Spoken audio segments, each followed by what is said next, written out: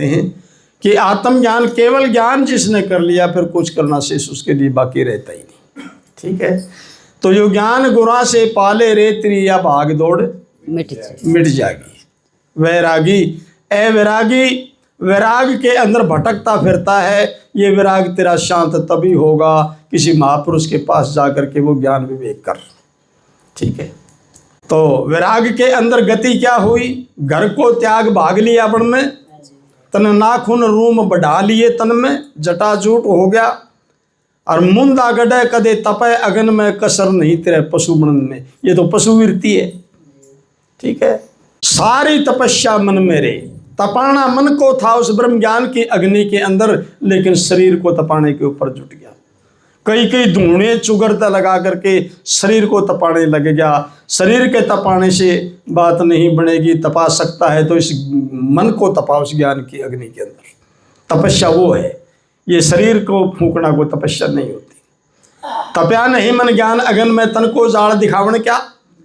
अगर ये ब्रह्म ज्ञान की अग्नि के अंदर मन तपया ही नहीं तो पर शरीर को फूंक करके दिखाना क्या चाहते हो? हाँ, यश मिल सकता है, अज्ञानी लोग वाह वाह करने लग जाएंगे, कीर्ति मिल सकती है, लेकिन आत्मस्थिति नहीं मिल सकती। ठीक है, तजके मौज रम्या कंगल्या में, घरा टाइम के ऊपर खाना भी ठीक मिले था, कपड़े लत्ते भी ठीक मिले थे, हैं सब कुछ ठीक है। सारी मौज ने त्याग करके और उठा के पत्ता मंगता ही लाइन में जा बैठा।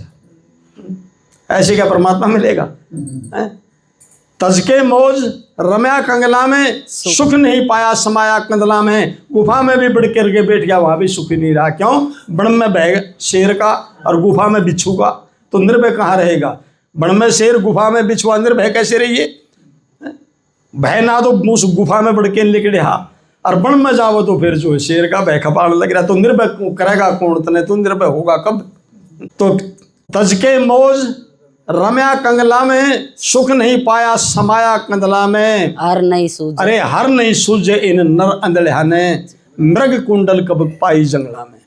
मृग का तो नाभि में ही थी कस्तूरी, उसकी सुंडी में ही थी, महक उसकी सुंडी से आ रही थी, लेकिन मूर्ख सोचता रहा ये बाहर से आ रही है। उस बुट्टे की तलाश करूंगा, उसे की छाया में बैठूंगा, उस बुट्टे को खाऊंगा और उस बुट्टे के आनंद लूंगा उस महक का, लेकिन बैर थी कहाँ?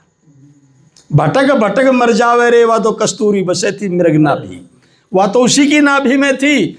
अगर कोई बेटी मिल जाता तो उसकी पकड़ के गर्दन उसकी सुंडी का नाक लगवा देता कि मूर्ख बार नहीं, ये तो यहाँ से आ रही है, तो यह भागदौड़ मिटे नहीं थी। ओन्यू में प्राण ही त्याग गया। ठीक है, वही गति इस जीव के, ये कई बार मान करके उसको तलाशता फिर रहा है, लेकिन वस्तु उसके पास है। नाम का समाधान कारण क्या है? नाभि। और उसको पायदान क्या कारण क्या है? नाभि। वो नाभि से उपजता है, उलट करके नाभि में ही समा जाता है। बस यही कस्तूरी सूंघनी थी और वो चैतन्य है। ठीक है, वो वहां से मिलेगा। अगर कोई मिलता उस मृग की तरह, इस भटकते हुए जीव को भी चुना देता कि या देखिए यहां से क्या उठ रही है।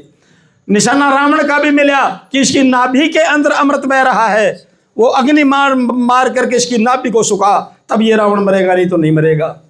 निशाना दिया क्या था?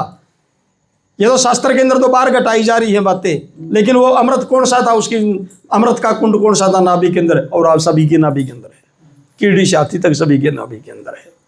ठीक है, जो सांस तुम ले रहे हो नाक से नहीं ले रहे, नाक नहीं ले रहा, तुम्हारी नाभि खींच रही है बाहर से प्राणों को, और नाभि ही अंदर से बाहर फेंक रही है, नाक नहीं ले रहा।